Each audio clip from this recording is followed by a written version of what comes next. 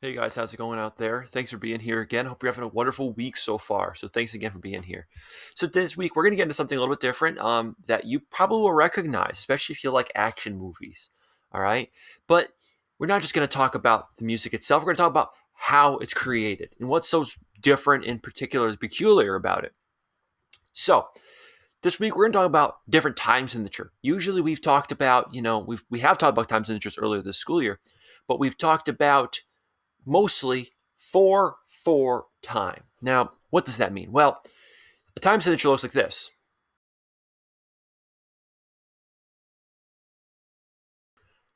And what those numbers mean is the 4 on the top will tell us the number of beats that we're allowed to have in each measure. Basically, how we group the different counting of the beats and how the music goes together, how it grooves, how someone would dance to it, how we would feel it, and so on.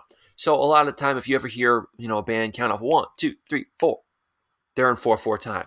If you're a dancer and you think in 5, 6, 7, 8, it's kind of because you're thinking in 2 bar or 2 measure phrases like 1, 2, 3, 4, 5, 6, 7, 8. One. See what I mean? And you kind of repeat that little bit of a cycle. Now that's what we're going to kind of break today. Okay, we're not going to go to a waltz, which is like a 1, 2, 3, 1, 2, 3, bum, ba-dum, bum, bum, bum. Now we're not going to go that route. We're going to break things in a very strange way. We're talking about a compound time signature today.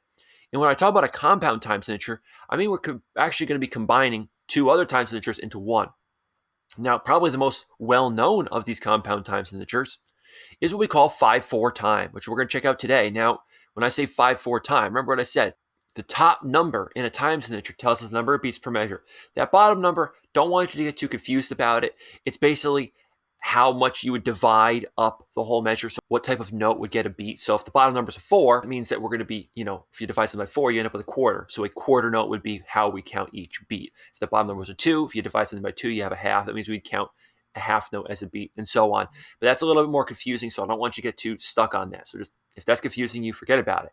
Think about that top number, the first number we say in a time signature. So if a 4/4, that means that the top number would be a 4 beats per measure. If it was 3/4, 3 beats per measure. But like I said, today we're going to get into 5/4 time, so 5 beats per measure, which is really just a combination of 3 and 2. Now, maybe the 3 comes first, maybe the 2 comes first, but we either count like 1, 2, 3, 1, 2, 1, 2, 3, 1, 2, or 1, 2, 1, 2, 3, 1, 2, 1, 2, 3. When we put that all together, we have 1, 2, 3, 4, 5, 1, 2, 3, 4, 5. And that's what we're going to focus in on today. Now, a really famous action film series of the last better part, probably 20 years here, uses a 5/4 time signature for its theme song. And you may not really realize it, but I'm sure you've heard it before. And today, I'm going to teach you how to play it. Of course, this film is Mission Impossible, starring Tom Cruise. Now, there's quite a few different Mission Impossible movies, but they all have basically the same theme music. If you're using a touchscreen on your laptop and you don't have an actual keyboard, you can only play one of these lines at a time because we can't press more than one key at the same time on the touchscreen website, which is unfortunate for the time being. But I'm going to show you guys another way how we can actually take these two lines, record them, and chuck them over into BandLab so that we can kind of just touch off that for the last part of this year for BandLab and leave it on that note. So let's go take a look at that. All right, guys. So let's hop over here into BandLab, and once you get yourself logged in here, I'll put the links over here on the Padlet so you guys can grab it. Now, once you get logged in, we don't need to worry about going into our old classes that we made here for 7th and 8th grade. Nope.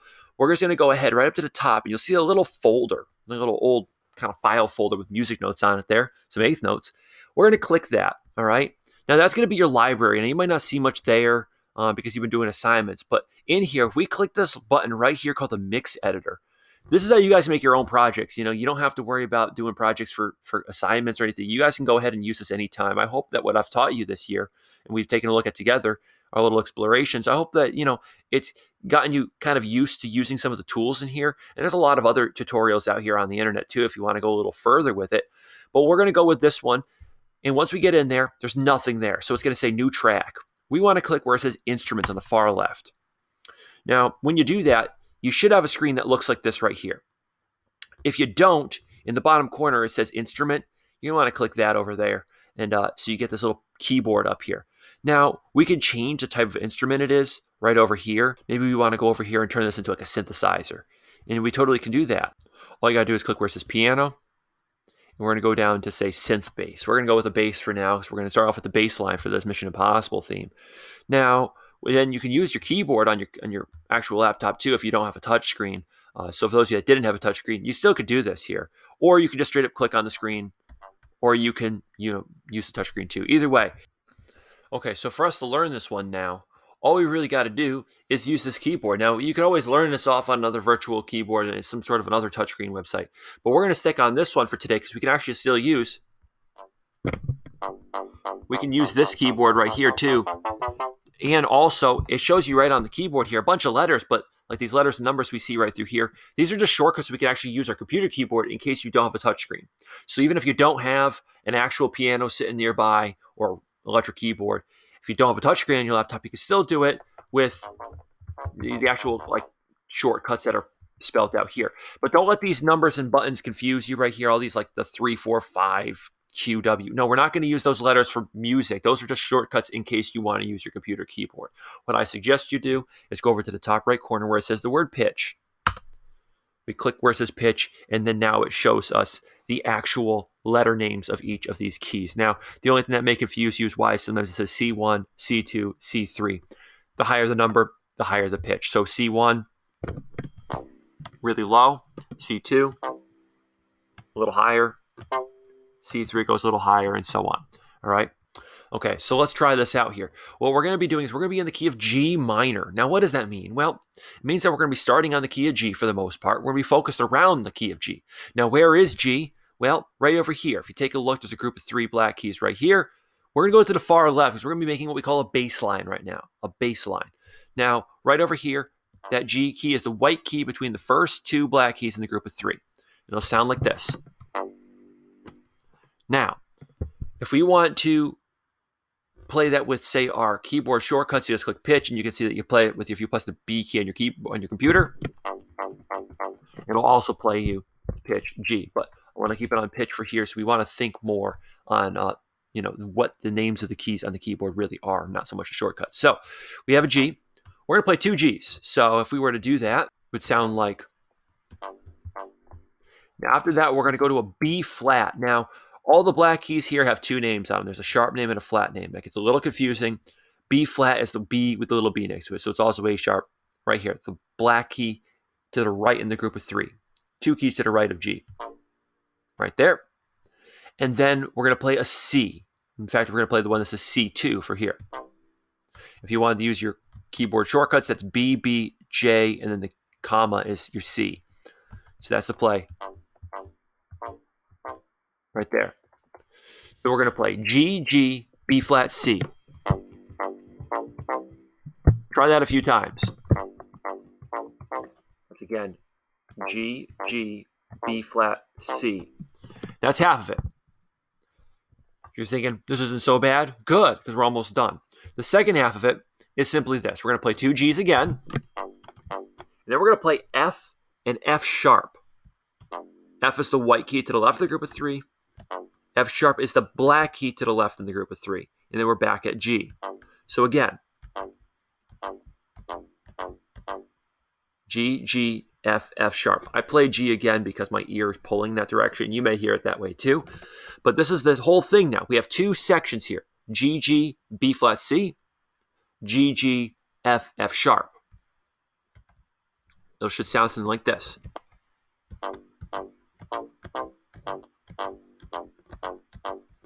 And if you want to use your touch screen,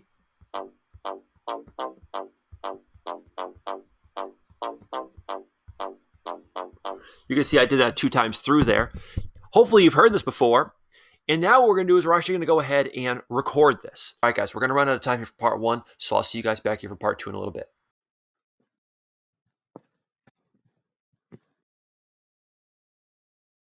So once we record it, it's there for us to use whenever we want, and we can mess with it a little more as if it's its own loop, because that's basically what we're about to create. Okay, so we're going to go ahead and look up here to the top of the screen. You're going to see a little red dot. Now that red dot means to start recording. All right, you may have heard the term rolling. Maybe you've ever seen like the Hollywood deals where they have the little red light above the door. It means that there's recording going on. That's what the red light means. So when the red light's on, it's recording. Now, when we start recording, this white line here that moves, of course, when we click play, what we call our playhead, will start going to the right, and in its wake, it's going to leave whatever's being recorded. It's going to be like a red section. All right. And that's going to keep recording until we click where that red dot is. It'll be a square at that point. And when we click that, it'll go back to the red dot. It'll stop recording, and we'll have whatever we recorded saved. Now, if you make a mistake, no big deal. All right. All you got to do is just keep going. I'll show you how to delete out what you made as a mistake, or you could stop recording, delete the little loop it created, and then re-record again. It's okay. Take as many tries as you need, guys. This is supposed to be fun. All right. So just take your time with it. Relax, have fun. That's what music's all about. But before we do that, we need to know exactly how we're supposed to count this, which comes back to the whole 5/4 thing that we talked about earlier. Well, remember, this is in 5/4. BandLab lists everything over here in measures of 4 beats. So we're going to actually really want to disregard the measure numbers up here because we're going to be going off of that path pretty quickly. This is how you count this idea that the use for the bass line, the very iconic sound for Mission Impossible. To do it, we want to count 1 and 2 and 3 and 4, 5. Notice I held the 4 and the 5 a little longer. When I say and, I'm talking about the space between each beat. So if it was 1, 2, 3, 4, 5, if that was the tempo of the song, 1 and 2 and 3 and 4 and is what we call the upbeat. The ands are the space between each beat. We want to count 1 and 2 and 3 and 4, 5. 1 and 2 and 3 and 4, 5. Listen closely to which and I'm clapping on. The and between which two numbers. Listen closely. 1 and 2 and 3 and 4, 5. So we're going to clap on beat 1. We're going to clap on the and between 2 and 3. So the space between the second and third beat. And then on beat 4 and on beat 5. I'll do it again. 1 and 2 and 3 and 4, 5. Now, how would that look? We're going to do the G on 1 and the and after 2 before 3. We're going to put the B flat on beat 4 and the C on beat 5 like this. 1 and 2 and 3 and 4, 5. 1, 2 and 3 and 4, 5. 1 and 2 and 3 and 4, 5. 1. We could do that a lot faster too. 1 and 2 and 3 and 4, 5. 1 and 2 and 3 and 4, 5. 1 and 2 and 3 and 4, 5. 1 and 2 and 3 and 4, 5.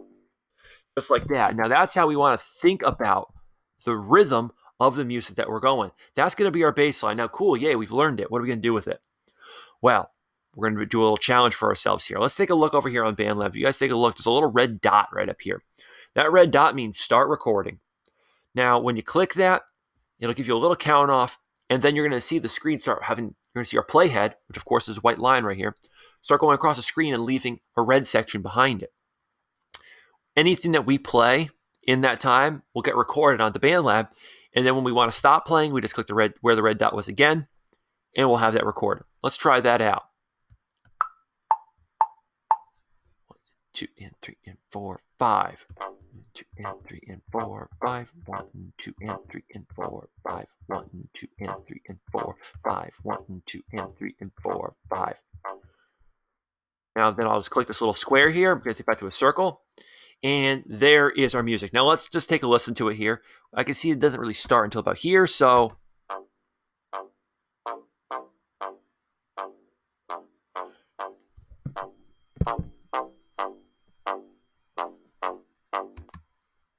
sounds about right to me. Now, if you ever wanted to clean that up, let's say I have this whole area of nothingness. I can just go over here, click that slice at playhead button. We talked about this a little while back there with the little dotted line between the squares. It cuts it. We can get rid of that. Just drag that on forward, and now it gets right to the point.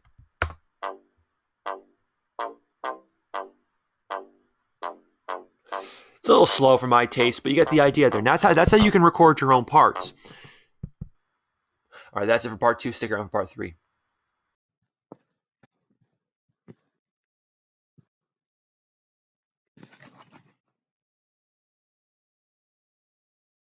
We can make this a little better, right? We can make this a little bit more of a thick texture, because by itself, this bass line is cool, but it's not really like music, right? It doesn't really sound like much. If you ever heard the original theme song from Mission Impossible, you know there's a lot more instruments going on. And that's what kind of gives it its drama. More instruments start to add in as it goes, and it gets kind of fancy. So we're going to kind of mess with that now, and we're actually going to do this much easier way than you might think. So, you could go through, add another instrument, and re-record the whole thing, or we could copy and paste it, which I'm going to show you how to do right now. So we've created this bit of a loop here, right? Now, this loop, we can actually use it all over again. So we had done this on a synthesizer bass, something that sounds a little bit like this. Maybe we want to add another instrument to kind of thicken up the texture. What that means, like, add some more variety to the sound we have. How do we do that? Well, hopefully you guys remember over here in the top left corner, you'll see this little plus sign right up here. Take a look. Take a look, add track. We're going to click that. We'll click instrument again, all right? Because this is where we can use these pre-made loops that we made our own, which I'm going to explain what they are in just a second here. Now, it always will set to a default of a piano. For this one, maybe we want to match like the original theme song. Maybe we'll make it a little dramatic. Maybe use some strings like violins, violas, bass, cello, all that. So we'll go to here, we'll click strings.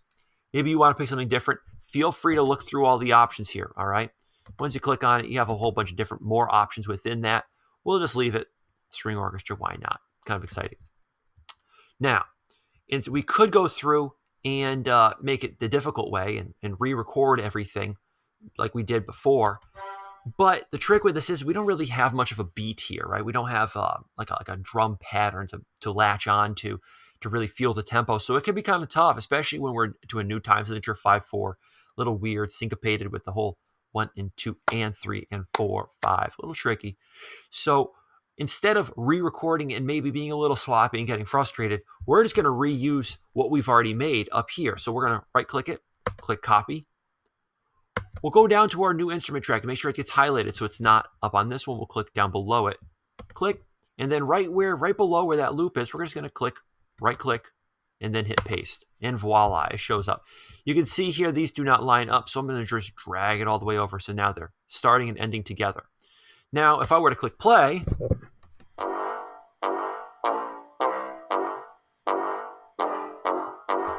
it does sound a little different, but it's like kind of rusty. It almost sounds like metallic. Now, maybe you like that sound. And you could just keep doing this. You could keep adding tracks over here and just keep adding instruments. But maybe instead of making everything sound so low, we want to give it a little bit more coverage in the sonic spectrum, a little more high pitch. How do we do that? Well, if we click on the loop that's now on our second set of instruments, we don't want to do this to our bass part because the bass is supposed to be low. But for, like, say, if I pick some strings here, if I click that, the keyboard's still here and it'll sound like strings now, which is cool, but maybe we want to make it sound a little bit higher, okay? So if I were to click where it says pitch over here, we can see that this is focused more from C3 up through C5. If we were to go to our loop over here, you can see that our first bass one was down low, the very low C, C1, C2, C3, the bass range, the lower part of the piano, the left end of the keyboard. So if we want to take this second loop and bring it up from, say, C2 up to, say, C4, this is how we do that. This is already going to be on what we call the instrument tab, which shows our keyboard so we can control it. And we can also pick the different sounds. But if we were to click to the right of that, skip over effects and click where it says MIDI editor. That stands for Musical Instrument Digital Interface, MIDI for short. It brings up this grid. Now, this is kind of like the sequencer we did on the drum machine, but much more powerful. From left to right, it shows you the order of the notes you have, and from up and down, it shows you the pitch. Now, if you look here, this grid is dark, black and like a light gray color, and they all line up with this keyboard on the left. So this one right here, it's on a light gray section. That light gray section, if I were to scroll over, lines right up with the G key. We have 2 Gs in a row. This one's on a black section. It lines right up with the B flat key. This one right here lines up with the C2 key. Guys, this is just lining up right with the keyboard. So if you ever played a wrong note and you wanted to adjust it, let's say, for example, that you played this and you accidentally hit A instead of B flat, you're going G, G, B flat, C, and you accidentally press an A, well, it would sound wrong like this. Want to fix that? Click it, And you can just literally drag this anywhere on the keyboard. Of course, we want it on B flat, so I'll just put it back where it was. I'm just showing you guys how you can do that. You don't have to do that, but if you ever wanted to make something, you could literally just go with it, record whatever. You can even click the little pencil here and just draw blocks in and work with it from there too. You don't even need to use the keyboard if you don't want. And a lot of hip hop music producers will do it this way themselves, actually. So this is not necessarily unusual. Just wanted to show you. All right, cool. So how are we going to fix all of this? Well, this is what we're going to do. We're going to do Control A. We'll highlight everything. If you've never known that shortcut, hold on CTRL on your computer and A, and you'll see everything highlighted. I'll do that one more time. You can see here, look very closely at each one of these little blocks. When I hit Control A, they get a little bit like highlighted. Now, what we're going to do, very carefully, we don't want to move left, we don't want to move right. We are going to go up to the next G. So right here, we're going to take from this G up to the next G, which remember is right in between the first and second black keys in the group of 3. And actually, for that matter, maybe we'll take it up 2 octaves. We'll go up even further to the next G. So if I just go straight up, keep going. Now, let's take a listen.